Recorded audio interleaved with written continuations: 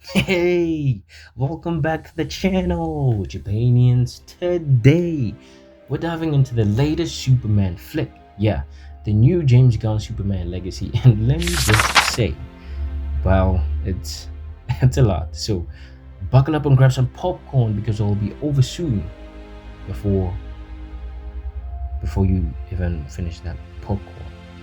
So let's see if Superman still saves the world or just gives us headaches. But before we get into that chaos, please like and comment down below, and don't forget to hit the subscribe button so you don't miss any of the videos I'll be posting after this one. So without wasting more time, let's talk cast. Now, Superman is played by Devin Corenswet. Yep, this guy, that dude rocking that classic cape and curls. Lois Lane, that's Rachel Brosnahan, ready to grill Clark with hard, boring questions. Dude. Then you've got Nicholas Hoult as Lex Luthor, and let me just say, bruh, chef's kiss. Chef's kiss. Deborah. Dude was born to be smug and terrifying at the same time. Now, for the Justice Gang roll call, Hawkgirl is played by the beautiful Isabella Merced, that starred in the season 2 hit series The Last of Us. Now, that show was phenomenal. She played alongside Pedro Pascal and Bella Ramsey. Now, did I mention that show was phenomenal?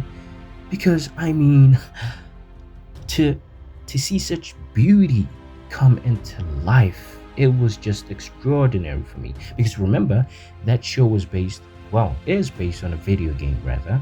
So yeah, I mean, shout out to HBO Max for that.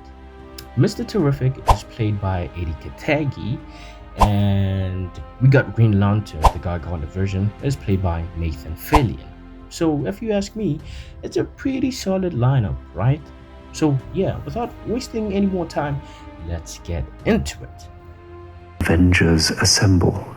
So, apparently, Superman stops a country called Boravia from invading Johannesburg. Well, I'm not sure if I'm pronouncing that right, but I'll put it on the screen so you can see what I'm talking about. But yeah, basically, he stops Boravia from invading that country because, if there's one thing Superman loves, it's international diplomacy. And when that fails, he punches problems into submission. Now, here's the twist. Superman actually loses for the first time to this guy called the Hammer of Boravia. Bum, bum, bum. You look sad, Superman. And then he runs off to the Fortress of Solitude like a kid hiding from chores with Krypto, his superdog. I mean, even Superman has his off days, I guess.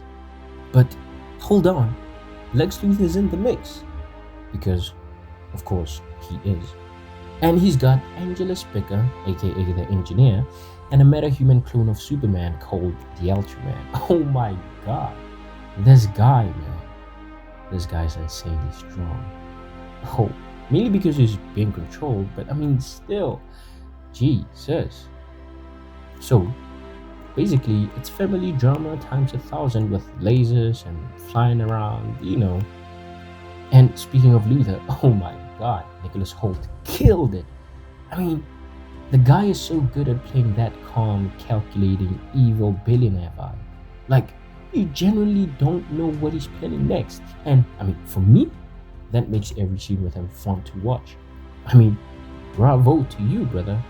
And, in my perspective, Lex Luthor was the highlight of the movie. I mean, just look at him. Bro is him. This guy's a phenomenal actor, and I just want to give you your flowers and your crown right now. Chef's kiss. Chef's kiss. Deborah. Meanwhile, Lois Lane is doing her thing, asking Superman the hard questions about morality and ethics like, Clark, maybe don't play God. And Superman's just sighing around. Ow. Classic superhero girlfriend moment, if you ask me. Asking all the questions no one wants answered. Right, fellas? Well, maybe not. Oh, and quick shout out to that one colleague lady who kept showing up. Honestly, I have no idea what she was supposed to do. She contributed absolutely nothing to the story, but she's there till the very end. I think they kept her for one reason, and fellas might agree. Or maybe not. Well, You just tell me what you were supposed to do. Then Lex decides to up the ante by unleashing a kaiju in Metropolis. Yep, because nothing says a good PR like a giant monster attack. Ha. Then Superman teams up with the Justice Gang, Green Lantern, Mr. Terrific, and Hawkgirl, and they try to take it alive because Superman wants it alive. Until Mr. Terrific goes, nah man, it's dead. Classic. I've been trying to figure out a way to get it out of here alive. Get it someplace where we can study it. Oh, come on, man. What? Go for its eyes! And if you thought it couldn't get worse, Luthor broadcasts a damaged Kryptonian message that turns into a full-on parental betrayal plot. Jesus, talk about evil. Superman's birth parents tell him to conquer Earth and take multiple wives. Whew. Talk about awkward family advice. Also, here's my overview, right, of the whole movie. I might be wrong, but it's just my opinion. For the first half, it felt like John Wick. I mean, hear me out. You see Lex taking a man's dog. Where's the dog? And I guess he hasn't learned that you don't mess with a man's dog, or else he's gonna come guns blazing.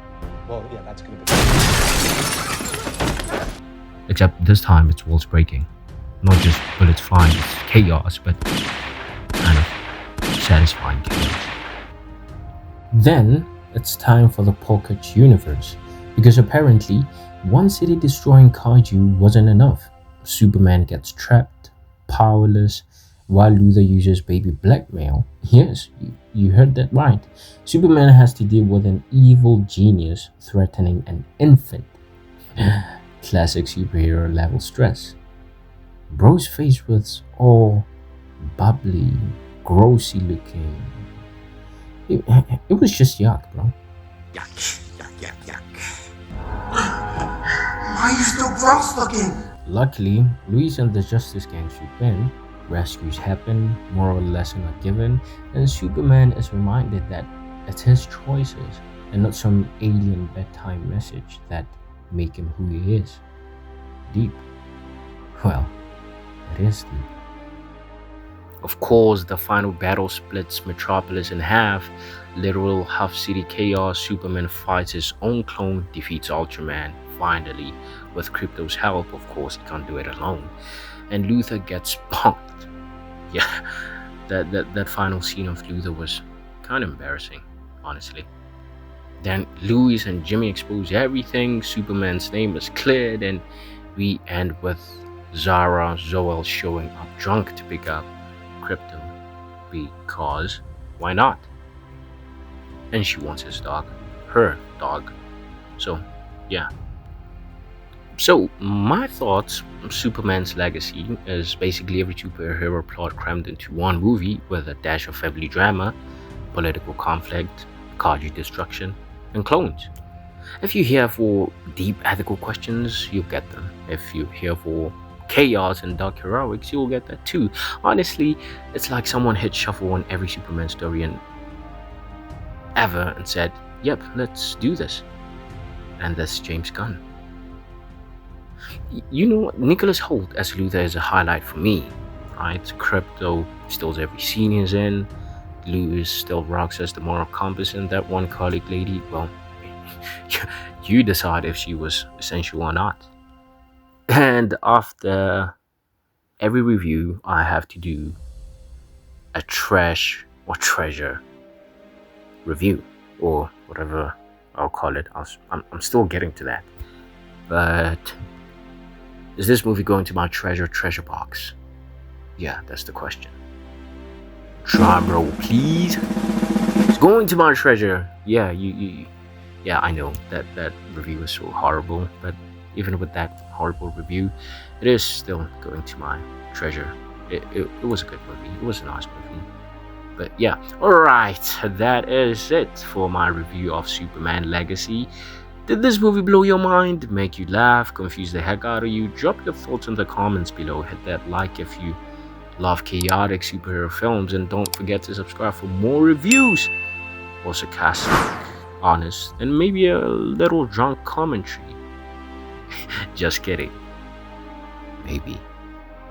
Yeah, no, it's alright. Catch you on the next one, Jabanians.